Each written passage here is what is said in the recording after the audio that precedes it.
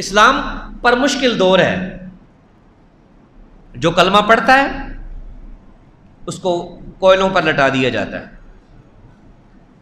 اس کے سینے پر پتھر رکھ کر تپتی ریت پر لٹا دیا جاتا ہے. کہا کہو کہ خدا کو، ایک خدا کو چھوڑتا ہوں. آواز آتی ہے اللہ.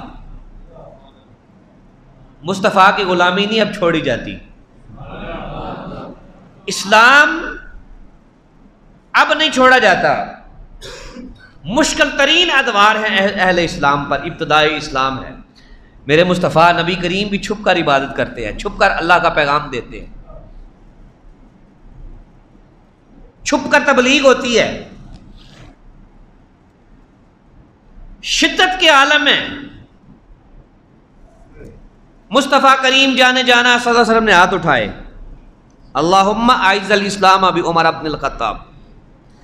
اے اللہ، دو بندے ہیں مکے میں جن کی بڑی بات ہے، جن کی بڑی بات ہے. ایک ابو جہل ہے اور ایک عمر بن خطاب ہے.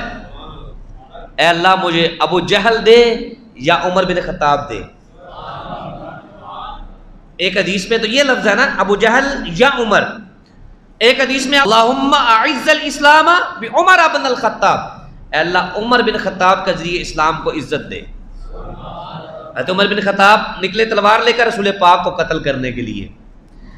پتہ چلا بات تمہارے اور میرے ارادے کی نہیں، بات نبوت کے ارادے کی ہے. عمر بن خطاب نکلے ہیں تلوار لے کر مصطفیٰ کریم جانے جانا صلی اللہ علیہ وسلم کو قتل کرنے کے لیے کہ میں محمد کے فتنے کو ختم کرتا ہوں. نکلے، ایک بندہ ملا، ہاں جی کدھر جا رہے ہیں آپ؟ میں آج اس فتنے کا صفایا کرنے جا رہا ہوں. اس نے کہا پہلے گھر کی خبر لو، تیرا بھائی، تیرا بہنوئی اور تیری بہن وہ اس کی غلامی میں آ چکے ہیں جس کو تم مارنے جا رہے ہو. پہنچے، قصہ آپ نے سنا ہوا، یہ زور و کوب کیا، مارا پیٹا. جب مار مار کے تھک گئے نا، جب تو مجبور ہو کر اپنی ہمشیرہ سے کہا ہاں وہ قرآن مجھے بھی پڑھ کر سناؤ جو تم پڑھ رہے تھے. اللہ، اتنی تاثیر ہے قرآن کی اور وضو کی اور طہارت کی جو رسول پاک کے دین میں ہے. قسم ہے خدائے ذوالجلال کی عزت کی، اتنا خوبصورت اور تاثیر والا دین کہیں بھی نہیں.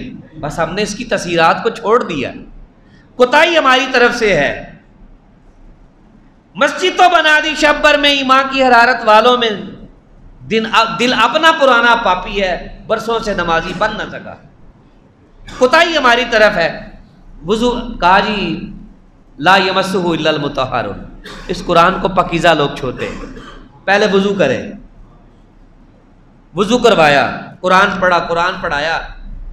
قصہ مختصراً میں آپ کو سنا رہا ہوں. قرآن کی تلاوت سنی، کہا تمہارے صاحب جہاں پر ہیں مجھے وہاں لے چلو. دل ڈر رہا ہے کہ یہ عمر بن خطاب ہے، مجھے لے چلو اپنے صاحب کے پاس. رسول پاک صلی اللہ علیہ وسلم جس گھر میں تھے نا، وہ کباڑے ہوتی تھی، تھوڑا دروازوں میں وہ رستے ہوتے تھے. ہمارے جدید دور کے دروازے تو نہیں تھے تب. اس دروازے پر دستوں کی حضور کے خادم تھے. انہوں نے دیکھا، جلدی سے ڈرے ہوئے، سہمے ہوئے، خوف زدہ کیفیت سے بارگاہ رسالت میں آئے. یا رسول اللہ، باہر عمر کھڑا ہے، باہر عمر کھڑا ہے، عمر بن خطاب. حضور نے فرمایا آنے دو.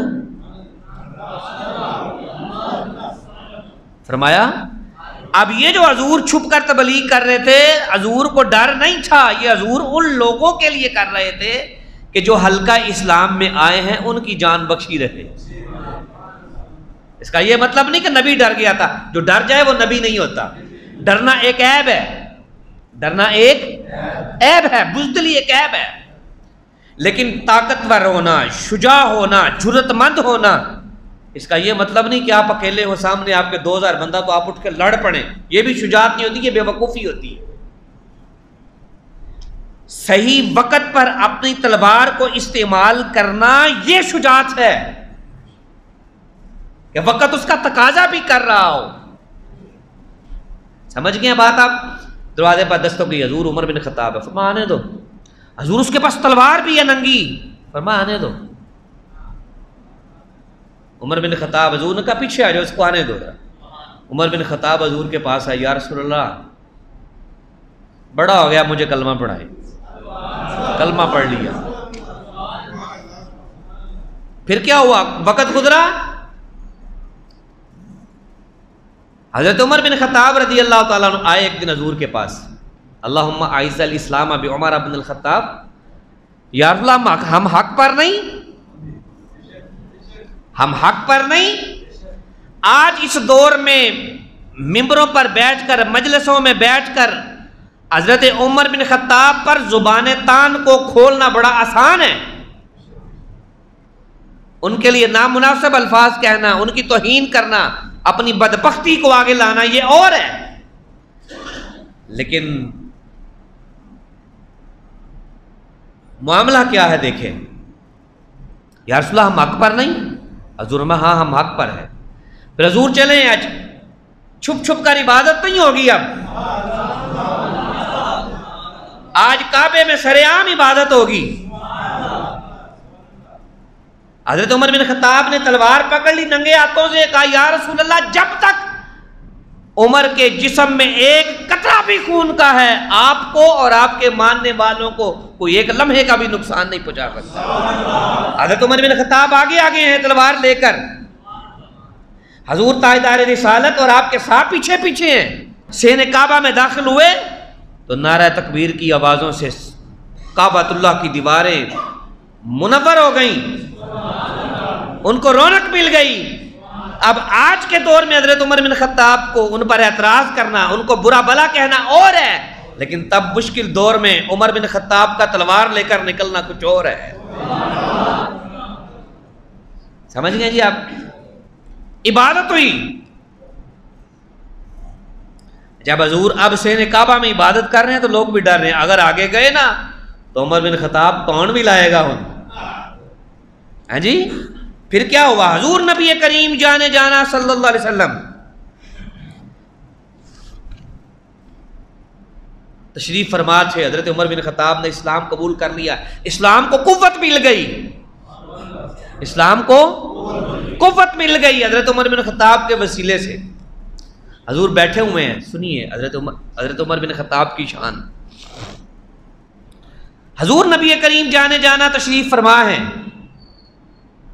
ابن ماجہ اس حدیث کو روایت کرتا ہے ابن عباس سے، لما اسلم عمر، جب حضرت عمر بن خطاب نے اسلام قبول کر لیا، نازل جبریل، جبریل اترے، فقال یا محمد، یا رسول اللہ لقد استبشر اہل السماء باسلام عمر، یا رسول اللہ آپ کے عمر نے اسلام قبول کر لیا ہے، اہل سما بھی، اہل فرشتے بھی یا رسول اللہ آپ کو مبارکبادی پیش کر رہے ہیں۔ فرشتوں میں بھی خوشی ہے کہ اسلام قبول کرنے والا عمر ہے۔